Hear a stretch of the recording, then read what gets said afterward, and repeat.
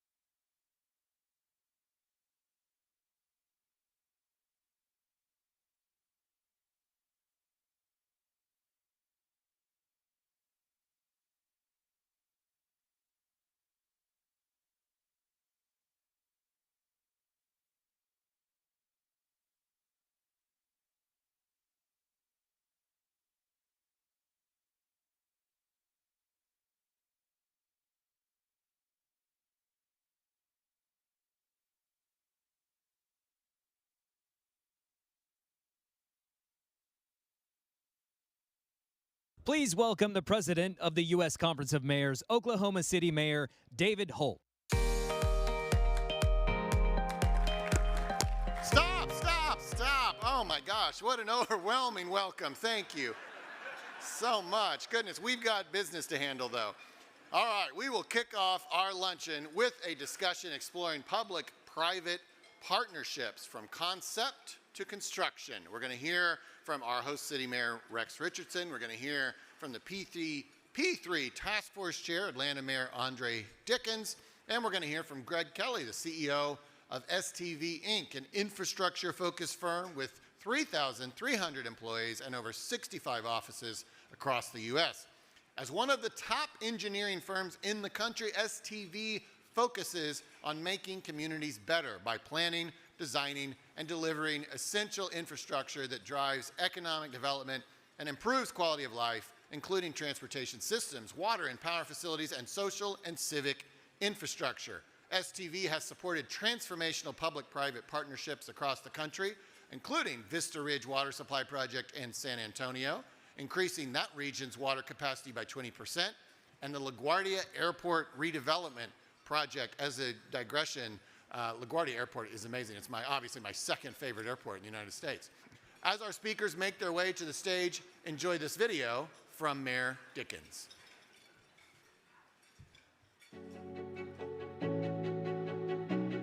When we build for our community, we look for the best way to deliver lasting value.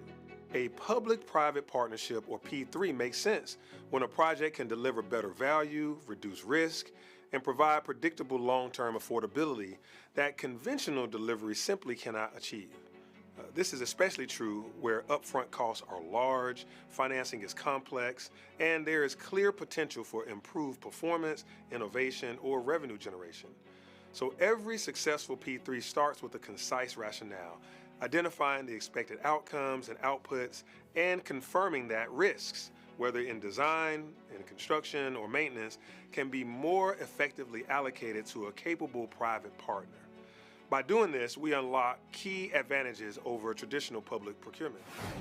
First, risk sharing.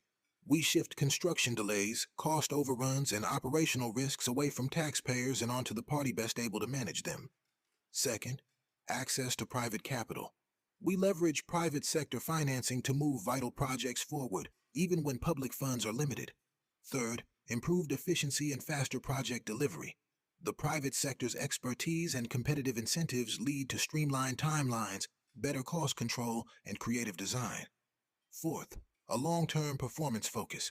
Because private partners are responsible for operations and maintenance over many years, they have a strong incentive to ensure high quality and durability.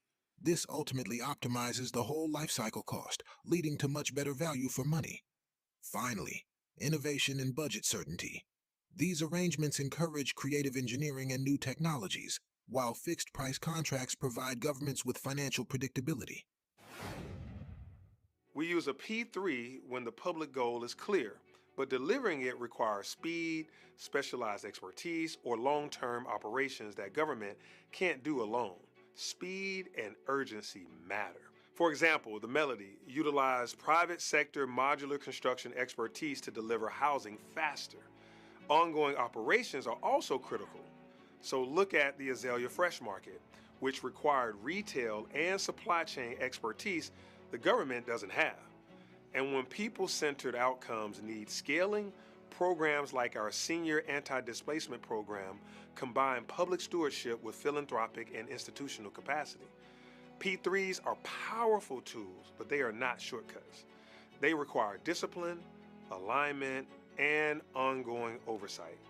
When government leads with purpose and partners strategically, we can deliver faster, fairer, and more durable outcomes for Atlanta.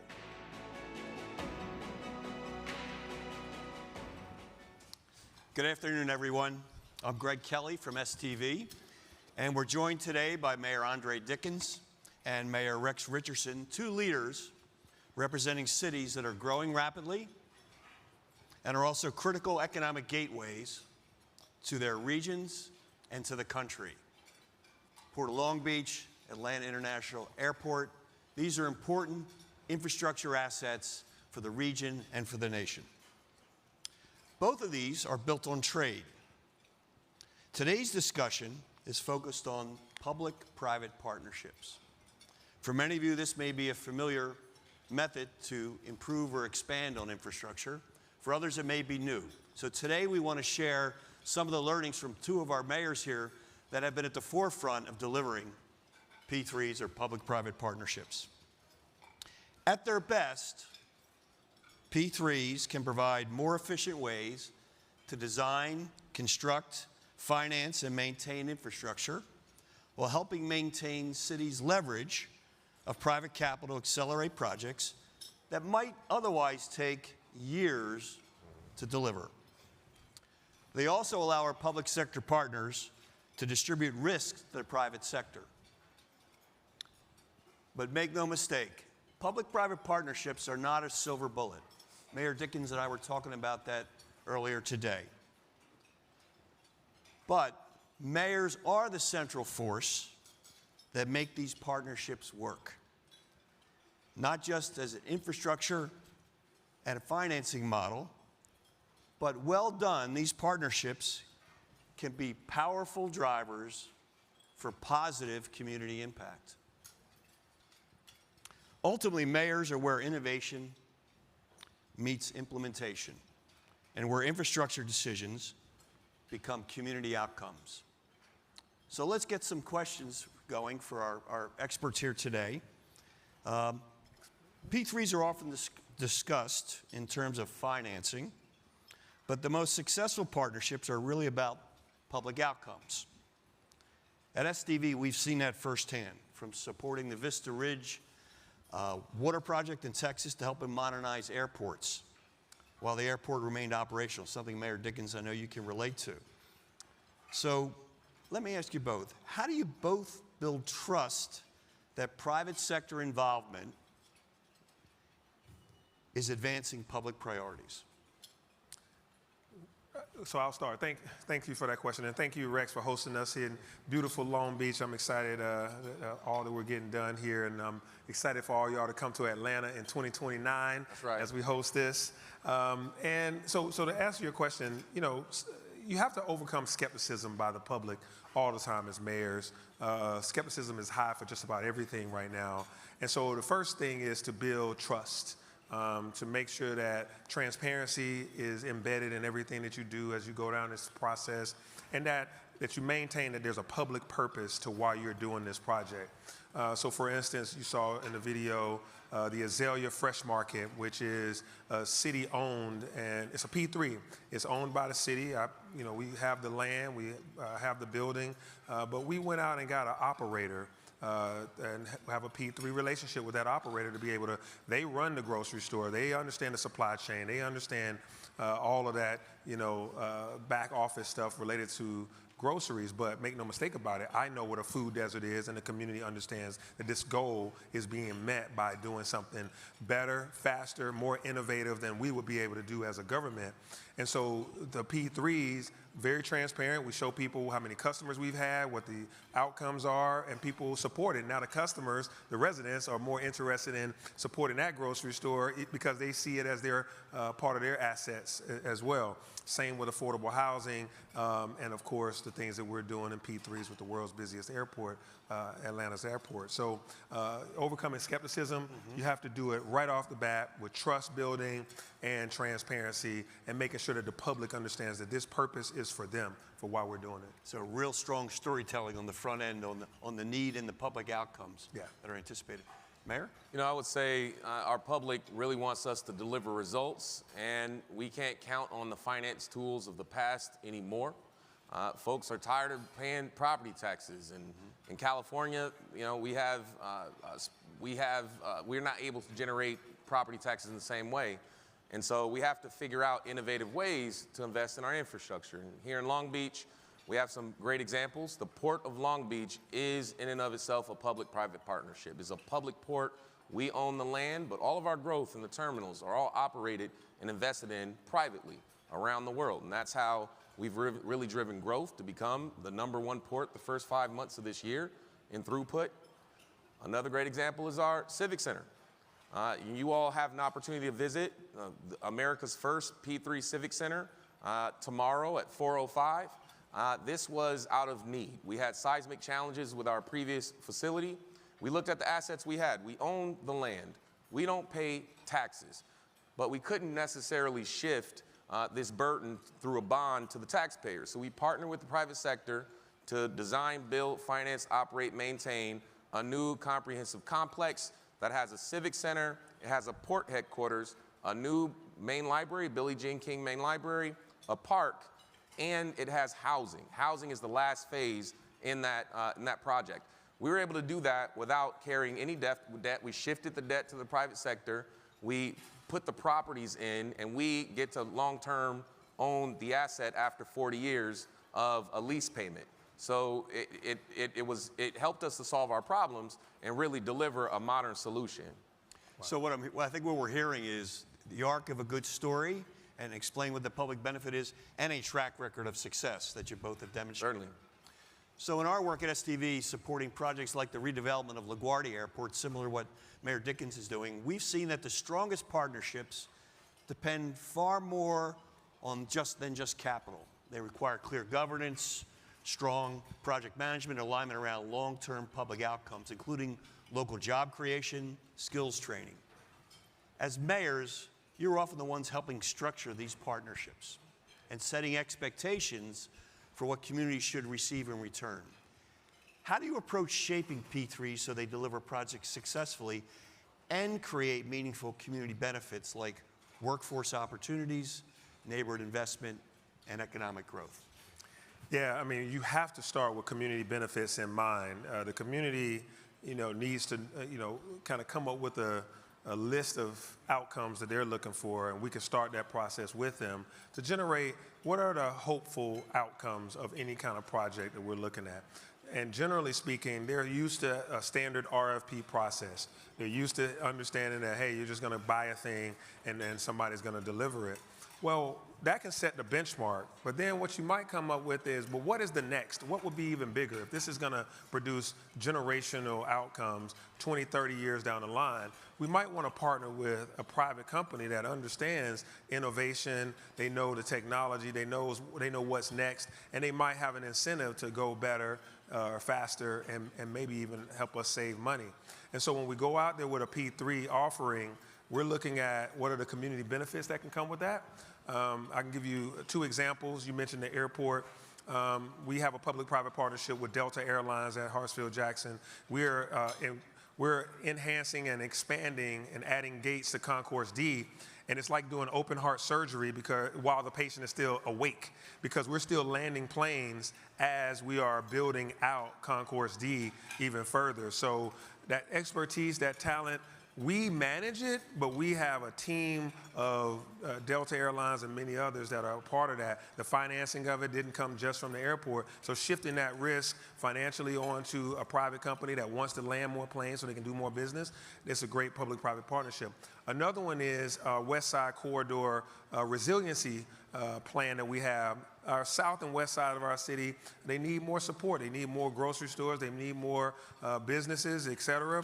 And so one of the things that we're doing is we have a resiliency hub there where you can charge your phones, you can learn a skill how to be employed in the electrical industry. So we got Georgia Power as a partner, a great nonprofit that does the training, and we're doing it at a church. And that church, their life center is our resiliency hub. So if ever the power goes out or there's a water failure, we go there. So you have batteries, you have flashlights, and you have charging stations, and you have a solar grid. All that has local talent that was trained to do that. And the last cohort that we had 20 individuals graduate. 11 of them had a job on graduation day, and the others were in the interview process. That is a full public-private partnership with soup to nuts outcomes of workforce development and community benefits, and it makes money for the private entities that's involved.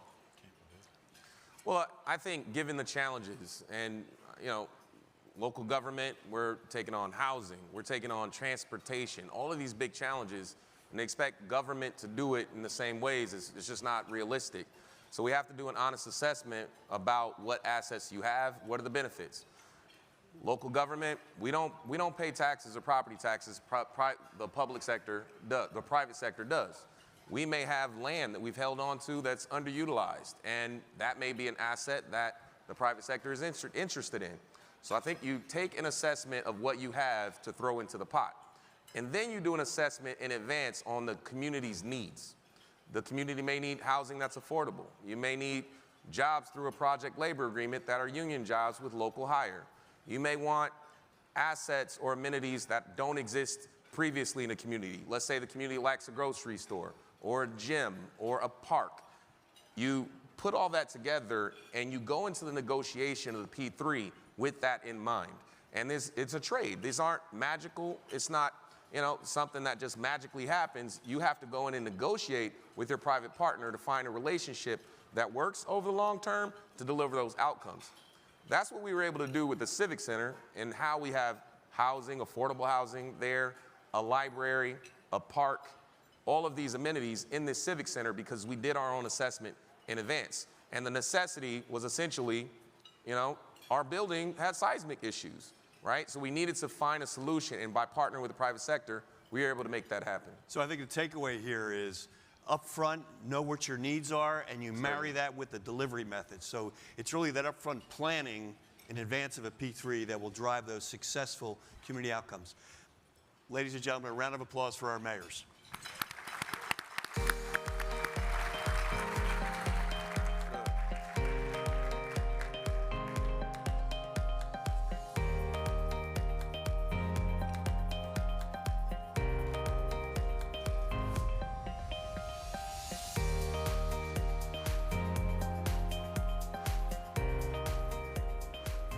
Please welcome the CEO and Executive Director of the United States Conference of Mayors, Tom Cochran.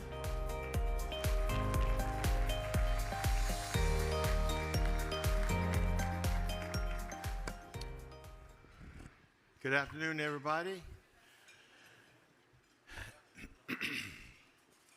As I mentioned the other day, I have served 57 presidents of this organization, and someone said to me, "Well, who is your favorite?" And I said, "Well, you know, some of them still talk to me, and one of them is Beverly O'Neill."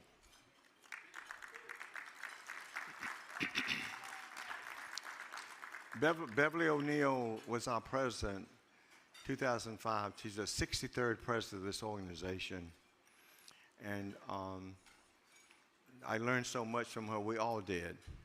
And I'm so pleased to have her daughter here today, Teresa. Can you please stand up, Teresa?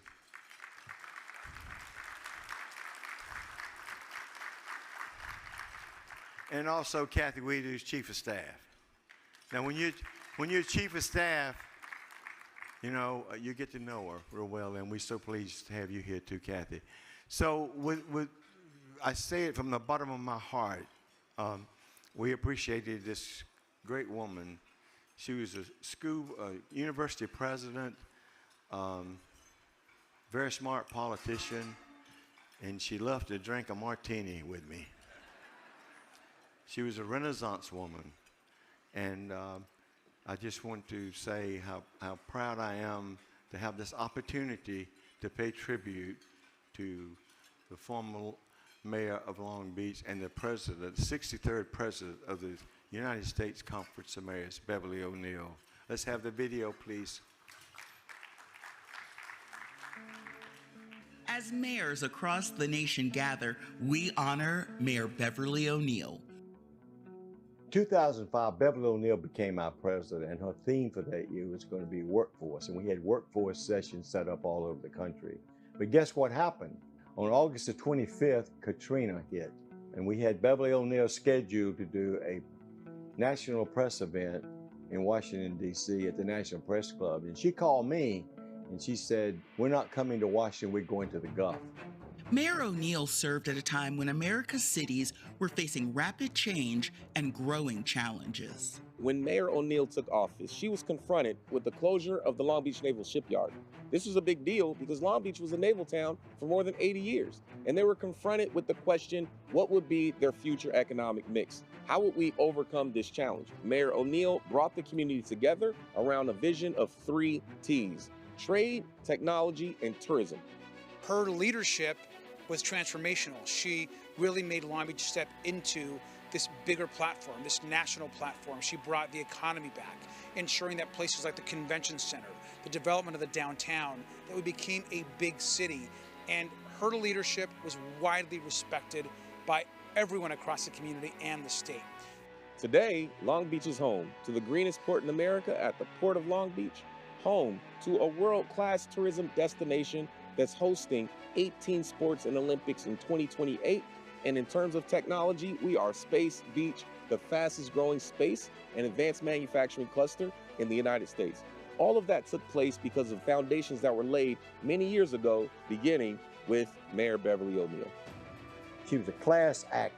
That was her style, and she was a wonderful woman, and I loved her then, and I love her now. Leading with vision, optimism, and determination. That is the legacy of Mayor Beverly O'Neill. Please welcome Lincoln Mayor and USCM Second Vice President Lyrian Gaylord-Baird and American Institute of Architects President Ilya Azaroff.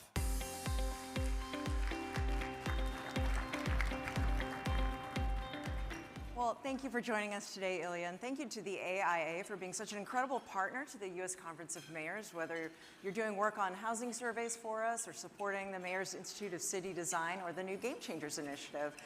We are very appreciative to architects that help us build a better future for people every day in our communities. But before we start talking about solutions, let's let's identify the challenges that we face. Natural disasters are becoming stronger and more frequent. Nearly every city has a story to share about severe weather events in their communities, mine included. In Lincoln just last August, we were hit with 90+ mile-per-hour winds that ripped the roof off of the state penitentiary, and we had to relocate inmates, causing damages to schools and our tree canopy.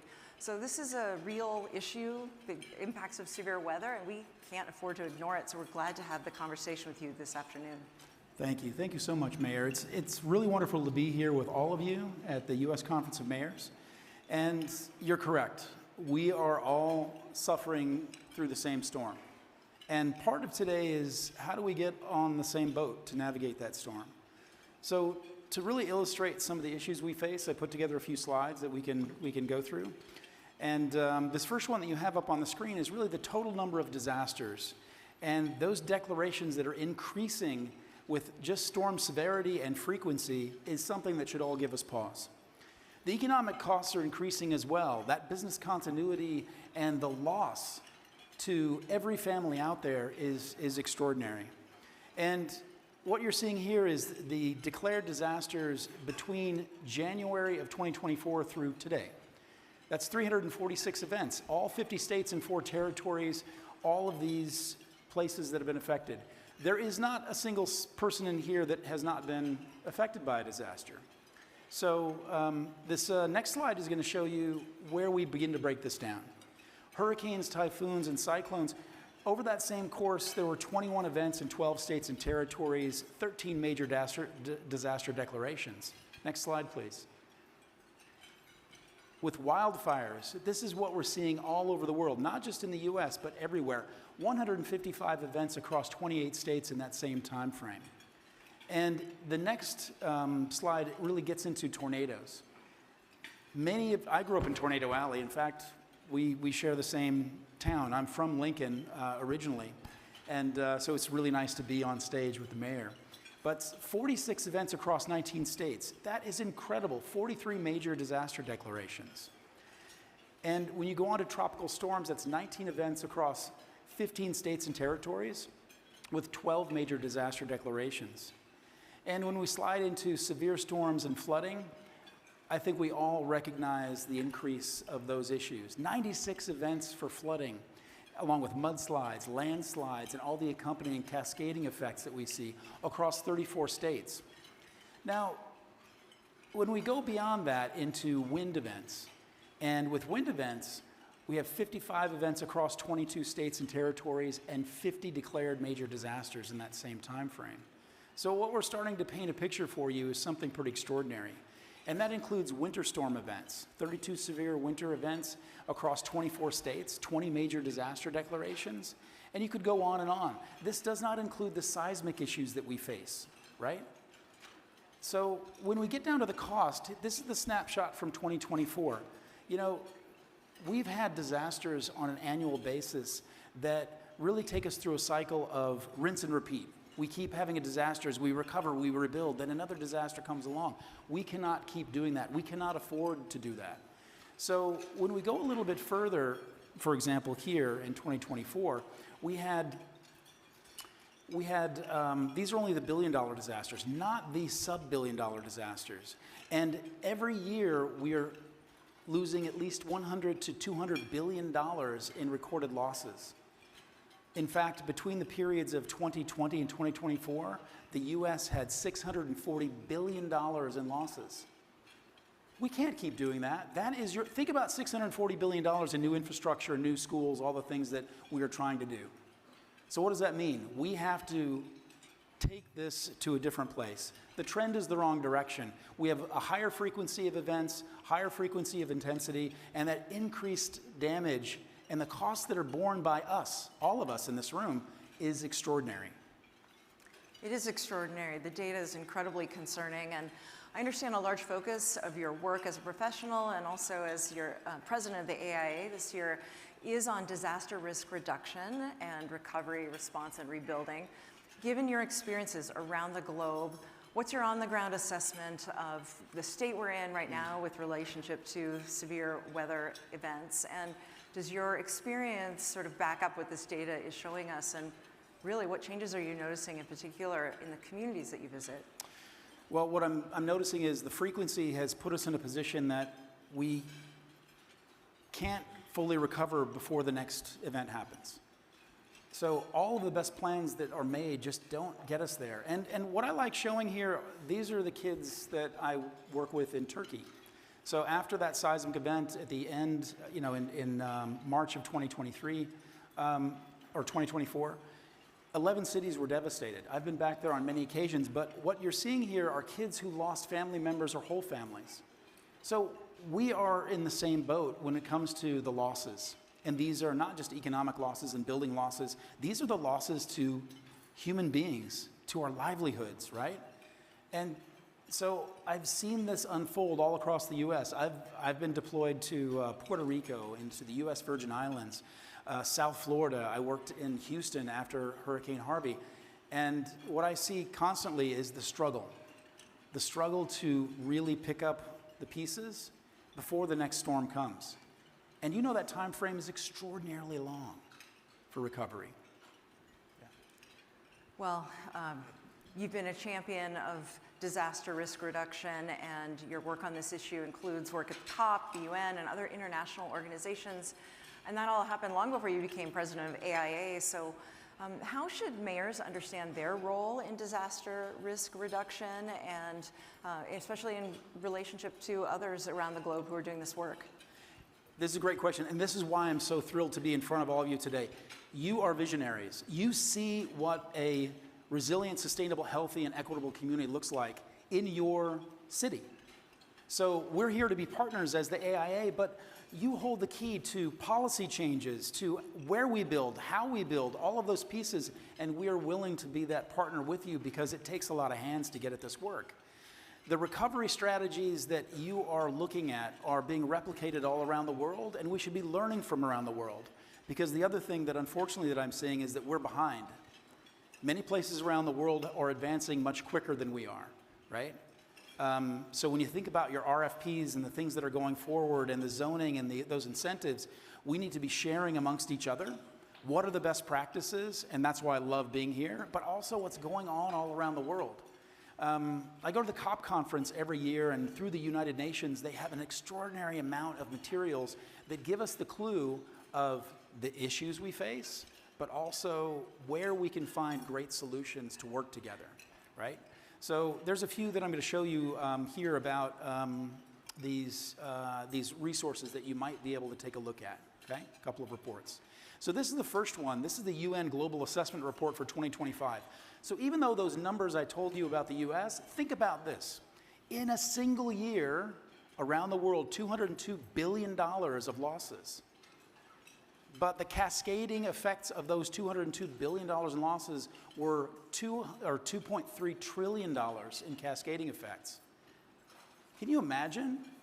That is insane that we cannot put our cities in a place where we can withstand the disasters, recover quickly, and advance the goals that all of you have for your climate resilience and what becomes the city of the future for you, right? The other thing that you can see here, the cost of inaction is something I'm hearing at the table when I'm hearing all of you as mayors talking about the challenges you face. The cost of inaction, the escalation of disasters, increased cost of rebuilding, and how do you restore an economy when people are displaced? They may not want to come back. That is a permanent loss, a loss to your cities, to my city, right?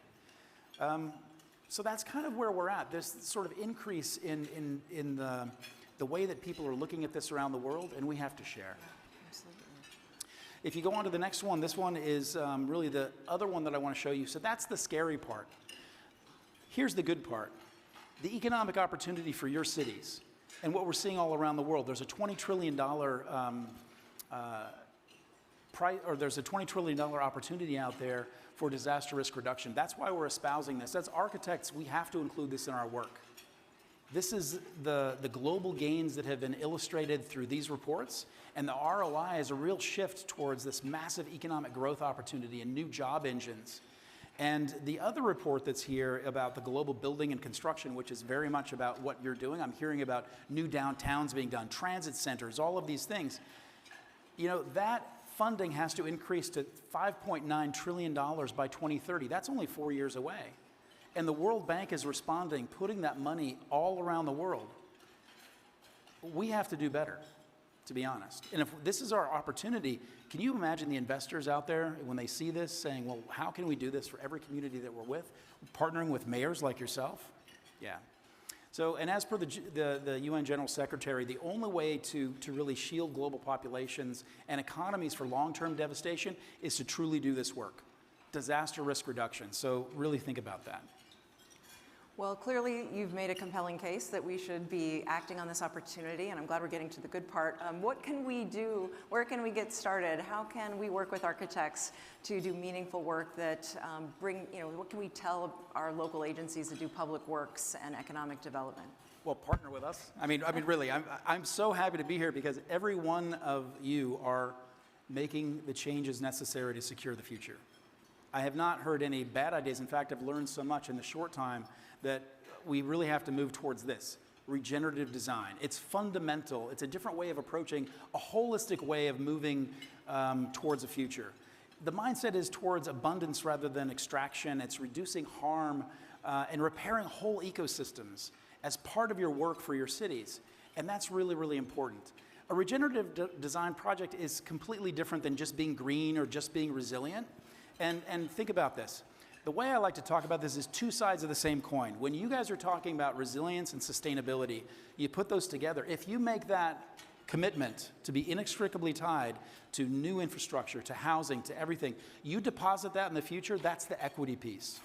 And you do not fail with that, right? It's a unique opportunity, for our lifetime. Right now, we can make this complete change. In fact, this is on your tables. Take a look at this. The 5 pillars of regenerative design is the methodology. Our goal is disaster risk reduction, reducing death, reducing losses to economic engines, all of those things. But to get there, think about this in a way that it's a whole systems thinking, maximizing carrying capacity. What that means is elevating ecosystem services and then really investing in spirit of place. Every one of your cities looks different, and it should look different because that is the spirit of where you are from. And we are really committed to that as architects. This idea of active renewal by incorporating resilience and self-sufficiency in the work. So if you are hit by a disaster, you can keep operations and then evolve and adapt. And that's something that you're already doing. I don't have to tell this audience that. You are constantly evolving and adapting the way that you're changing your economic models and how you get at this. So I love it. So at its core, regenerative design has these tactics that really alleviate some of the issues that we all face, and these current and worsening issues of climate that we're facing is something that is on the table today. It's really the how and now approach of what we have to do. Okay, so that's kind of a piece of it, and I'm going to back to you. It sounds inspiring. For some who might think it sounds aspirational, what can you tell us about how to get this done, or how mayors like to get things done? We are facing a situation with limited federal and state support for a lot of climate work. Does regenerative design cost more? Can you speak to the costs and how we might think about it going forward? So this is where it comes down to the whole shift in economic financing and mindset. So in December of 2024 in Montreal, there was a COP 15, the biodiversity COP, all right? And this has turned out to be the greatest economic opportunity for your cities and every city around the world. They decided to look at the capital stack for investment, and they moved towards GEP instead of GDP. GEP is gross ecosystem product. What that means is your financial stack for all development must now incorporate ecosystem services valued through banking and finance. And some of that may be new to you. Some of you may already understand that's happening. But those emerging financial tools are here today. All around the world, every project that the World Bank finances, you must have ecosystem services and GEP part of your capital stack. Now, The good news is that 140 countries launched their national adaptation plans last year at COP. They all are following this, and all of the banks around the world are following that lead. They're producing products that become part of your investment. And if there's other states in here other than Massachusetts, just a few weeks ago, we were at the Climate Tech Conference, and every building and project that is being done in Massachusetts must use ecosystem services and recognize GEP in the financial stack. That's the first state. If there's others, we would love to talk to you, because our architects need to understand that this is the only way forward, and it is an enormous amount of funding and finance that's available that was never there before. It values what your cities are about, put it that way. All right, well, what is the very first thing mayors should do when they leave this session now that they know about regenerative design? Well, come and get my business card, but no, really for AIA, come to our booth. And we're more than happy to partner with you. We will bring resources, talk to you about how to implement disaster risk reduction, and learn from you, because many of you are already doing it. We want to gather those best practices and espouse this across not just the US, but across the world. Okay, well, thank you so much for being with us today, Ilya. Thank you for your work and for inspiring mayors across the country with this opportunity. And we really appreciate what the AIA does for the US Conference of Mayors. Well, thank you so much. Mayor, it's been so great to be up here with you, a fellow Lincolnite. And you know, the AIA, we have over 200 chapters all across the country with over 100,000 members. So there's an AIA member close to you. And at this point, you know, we have a lot of work to do. Again, we're all in the same storm, but we have to get all in the same boat. If we're going to navigate this storm and secure that future for the next 7 generations, for my kids' kids, your children, we have to do that today. So, regenerative design. Thank you. All right. You know where to find it. Go to the AIA booth. Thank you. Let's give them a round of applause.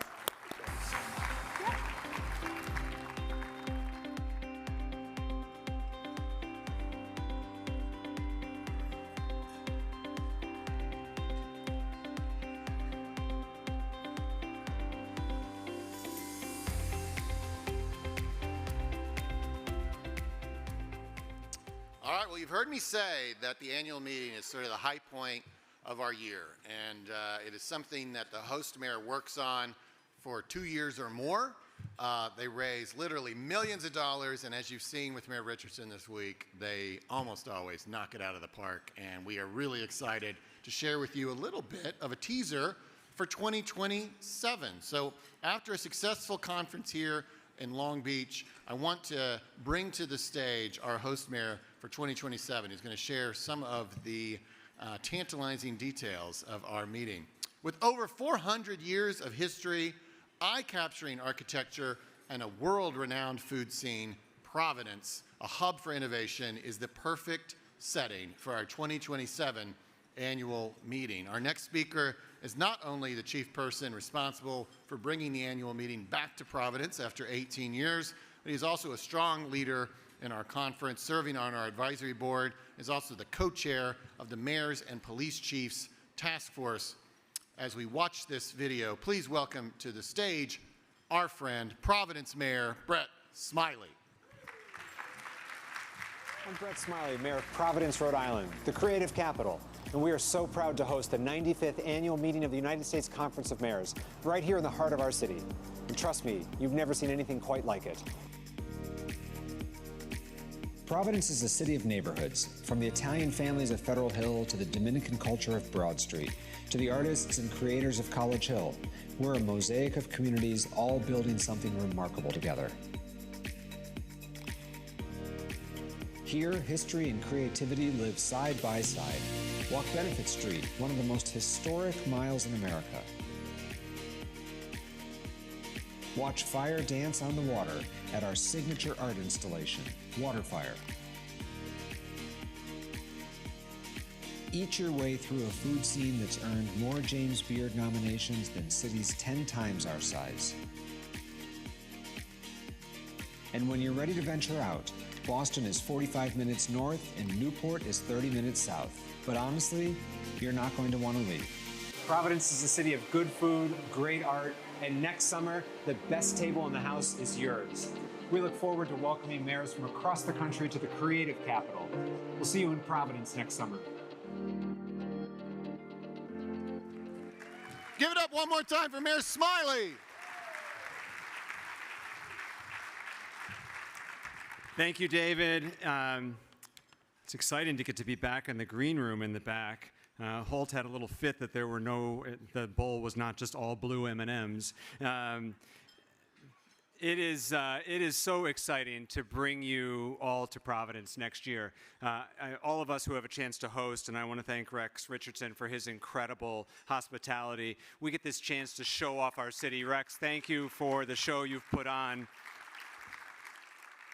The ability for all of us to show the culture and feel of our cities and to show off our community and to welcome America's mayors is really a great honor. Providence last hosted over 20 years ago, and so we're so excited to bring the conference back. And Providence is going to be an entirely different vibe than Vibe City, I can assure you. But as one of the most historic cities in the country, it will be an incredibly exciting opportunity for all of us to do what we do here, to share ideas, to build relationships of cities from all sizes, to tackle common challenges and build partnerships. And at a time when we are all leading through challenging times, we are so excited to bring that learning and that opportunity for collaboration to Providence. In Providence, we are so incredibly proud of our foundation. As we think about celebrating the 250th anniversary of our country this year, it's important to remember how Providence was founded. We were founded on the principles of religious tolerance. We were founded by an early settler who was kicked out of Massachusetts, which is rooted in our rivalry with Boston, and we've had a rebellious spirit ever since. Providence was the first city to declare, Rhode Island was the first colony to declare independence from the Crown, and then the last one to ratify the Constitution. We have been rebellious from the start, and yet today we find ourselves as an incredibly diverse, a proudly welcoming, and thriving community. As we mentioned in the video, we have more James Beard nominations than cities 4 times our size. We've got a thriving arts and culture scene. We're a minority-majority city with dozens of languages spoken, and it is going to be a great time. My team made sure that we do that video because I think they were afraid that I wasn't going to be fun or exciting enough. And for those of you who know me, you know you're more likely to see me on the 6 a.m. run than at the after party. But I can assure you, you're going to have a great time in the city of Providence. Please consider bringing your spouse. There will be excursions, including down to Newport, which shouldn't be missed. And whether you're a fan of the Gilded Age or the Real Housewives of Rhode Island, there'll be plenty of celebrity sightings and opportunities to plug into pop culture in Rhode Island. It is my goal that this is not just a substantive conference, but one that is entirely walkable. Last year and this year, USA Today ranked Providence as one of the most walkable communities in the country, and that was how we will experience. All of our activities will be downtown. The conference, the hotel, and all of the social events will be within a 5 or 10 minute walk from one another. It's a great opportunity to come to New England at one of the prettiest times of the year. I don't want to criticize the mayor, but it's warmer in Providence right now than it is in Long Beach. So the weather next year will be no different. And so while you may not leave Providence with a new pair of Vans sneakers, bring a cooler because you might want to bring home some fresh lobsters or clams for a summer in New England. We will see you in Providence, Rhode Island in June of 2027. Thank you.